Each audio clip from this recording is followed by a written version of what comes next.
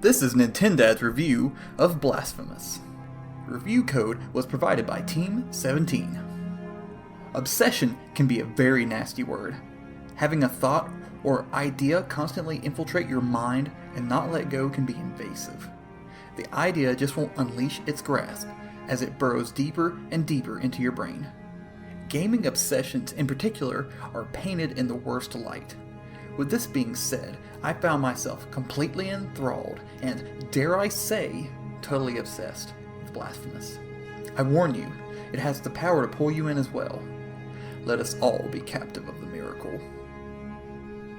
Back in the summer of 2017, the Game Kitchen unveiled their idea of Blasphemous to the world via Kickstarter. It was funded in the first 24 hours, and the world showed they were ready for a tough-as-nails Metroidvania set in an extremely dark and desolate world inspired by European religion and culture. Now, 2 years later, the world is set to experience Cvstodia and its dark religion firsthand. You are the penitent one in silence, a lone warrior who is on a quest to reach the cradle of the first miracle. To attain this, you must perform the 3 humiliations. Right off the bat, these names and titles can be a bit pompous, but it fits the atmosphere of the game all too well. This title is so soaked in lore, it can easily convince the player that the dark, twisted world of Cvstodia has been around for an unimaginable period of time. Blasphemous, at its core, is a Metroidvania action game through and through. What sets it apart is its punishing difficulty. The Game Kitchen have taken inspiration from the Dark Souls games, and it shows. Just like the Souls games, death is around every corner, and it will set you back to the last altar you have visited. Unlike them though, you do not lose everything upon death. On the contrary, you lose a portion of your tears, the game's currency, which can be regained by touching your guilt statue. Upon dying, your magic meter is also shortened a bit, but it's returned to its normal once you claim your guilt.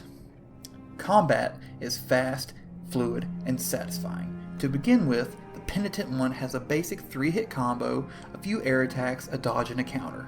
This is everything you need to fend off the denizens of this cruel world, and more are available once you find Mea Culpa altars. These gargantuan structures strengthen your sword attacks with each one you find, while also giving the player a chance to use their tears to learn new moves. Exploration is key to any Metroidvania, and Blasphemous is no different. The world of Cvstodia is filled to the brim with more secrets than I thought would be imaginable. While it may be possible to obtain everything in one playthrough, I found myself completely bewildered by some puzzles and quests. Upon starting my second playthrough, I had already found an NPC that I had missed, which led me to a different side quest that was not available.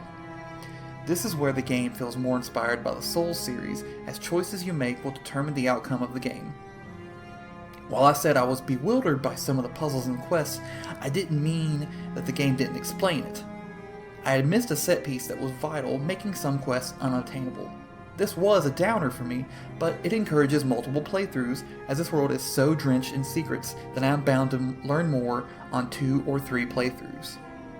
One of the only downfalls I found in the exploration involved an area with some very challenging platforming, such as the Sleeping Canvases section, in which you must jump over spike pits and dodge pendulums. This caused quite a few deaths and moments of intense rage.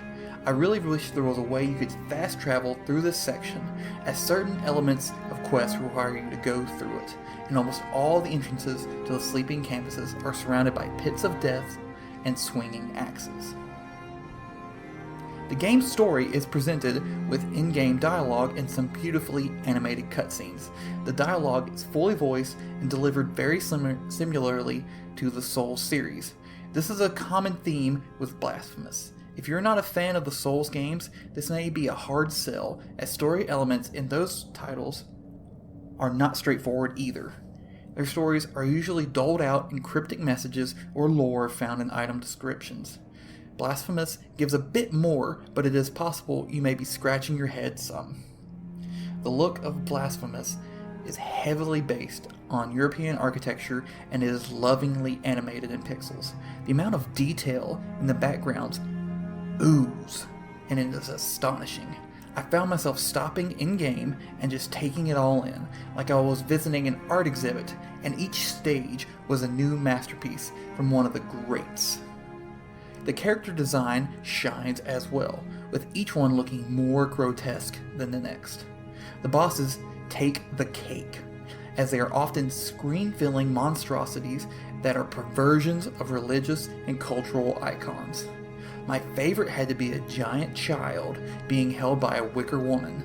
This was such an unnerving element, seeing a blindfolded baby in the arms of a wicker statue wreak havoc.